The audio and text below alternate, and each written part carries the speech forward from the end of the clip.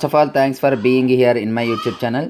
So dear students, ఈ వీడియోలో మనం 10th ఫెయిల్ అయిన వారికి ఒక గుడ్ న్యూస్ అయితే ఉంది. దాని గురించి అయితే డిస్కస్ చేద్దాం. అంటే ఏపీ 10th క్లాస్కి సంబంధించి మనకి ఈ ఇయర్ అయితే సిలబస్ అనేది మారింది. మనకి తెలుసు 2025లో అయితే సిలబస్ మారింది. కాబట్టి ఇప్పుడు ఎవరైతే ఫెయిల్ అయ్యి పాత వాళ్ళు ఉన్నారో, అంటే 2022లో కానీ 23లో కానీ 24లో కానీ ఎవరైతే ఫెయిల్ అయ్యి ఉన్నారో వాళ్ళ బ్యాచ్ వాళ్ళకి పాత సిలబస్ ప్రకారమే పరీక్షలు అనేవి నిర్వహిస్తామని పాఠశాల విద్యాశాఖ ప్రకటించడం జరిగింది.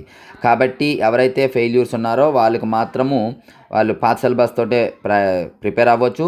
ఆ తర్వాత ఈ ఏడాది 10వ తరగతి సిలబస్లో మార్పులు జరగడం, సిబిఎస్ఈ సిలబస్ను అమలు చేయడంతో పాత విద్యార్థుల్లో ఆందోళన మొదలైంది. సో దానికోసం దీంతో అధికారులు క్లారిటీ ఇచ్చారు. వారు చదువుకున్న సిలబస్తోనే ఎగ్జామ్ ఉంటాయని తెలిపారు. ఎవరైతే పాత సిలబస్ చదువుకున్నారో దానిపైన మాత్రమే ఎగ్జామ్ ఉంటుంది, గమనించాలి. ఎవరు కూడా దీని గురించి అయితే వరి అవసరం లేదు.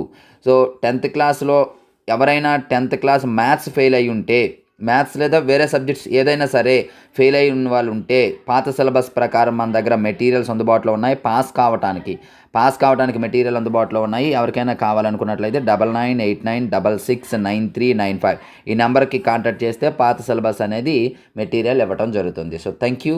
నెక్స్ట్ మరొక ఇంపార్టెంట్ వీడియోతో మీ ముందుకు వస్తాను. మరి ఇటువంటి ఇంపార్టెంట్ వీడియోస్ కావాలి అనుకున్నట్లయితే మన ఛానల్ సబ్స్క్రైబ్ చేసుకొని పక్కన ఉన్న బెల్ ఐకాన్ యాక్టివేట్ చేయండి.